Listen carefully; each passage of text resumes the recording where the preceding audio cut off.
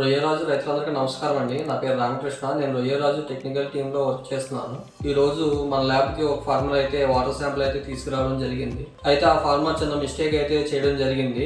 ఈ మిస్టేక్ మీరు చేయకుండా ఉండాలని వీడియో చేయడం అయితే జరుగుతుంది. ఇందులో చేసిన మిస్టేక్ ఏంటంటే ఆయన పాండ్ వాటర్ని కిల్లి సోడా బాటిల్ అయితే తీసుకురావడం జరిగింది.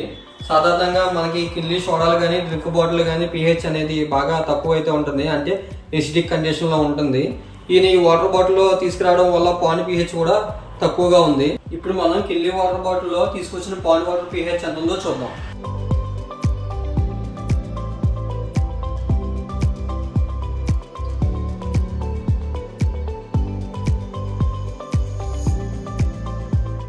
ఇప్పుడు మనం చూసుకున్నట్లయితే కిల్లి బాటిల్లో ఉన్న పాండ్ వాటర్ pH అయితే 7.2గా ఉంది. వాటర్ కలెక్టింగ్ తీసుకొచ్చిన వాటర్ బాటిల్, సోడా బాటిల్ కానీ, థమ్స్అప్ బాటిల్ కానీ, మందు బాటిల్ అయితే వాటర్ శాంపుల్ అయితే టేకెన్ చేయము.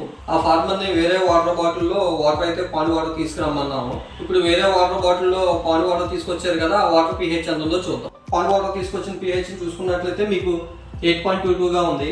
ఇప్పుడు మీరు చూసారు కదా, కిల్లి వాటర్ బాటిల్లో తెచ్చిన పాండ్ వాటర్ pHకి వాటర్ బాటిల్లో తెచ్చిన పాండ్ వాటర్ pHకి డిఫరెన్స్.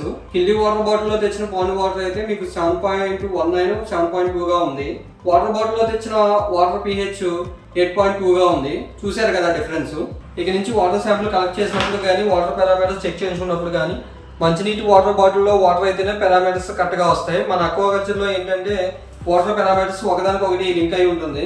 అంటే pH తక్కువ ఉన్నప్పుడు అమోనియా కాన్సన్ట్రేషన్ అనేది తక్కువగా ఉంటుంది. pH పెరిగి కొలిది అమోనియా కాన్సన్ట్రేషన్ కూడా పెరుగుతూ ఉంటుంది. కాబట్టి రైతులందరూ వాటర్ బాటిల్లో వాటర్ శాంపుల్ కలెక్ట్ చేసుకుని వాటర్ శాంపుల్ చేయించుకోవాల్సిందిగా కోరుతున్నాం. మా ఫోన్ నంబర్ 7330873232. ప్రతి వారం వాటర్ టెస్ట్ తప్పనిసరిగా చేసుకుందాం, మంచి కౌంట్ పొందుదాం.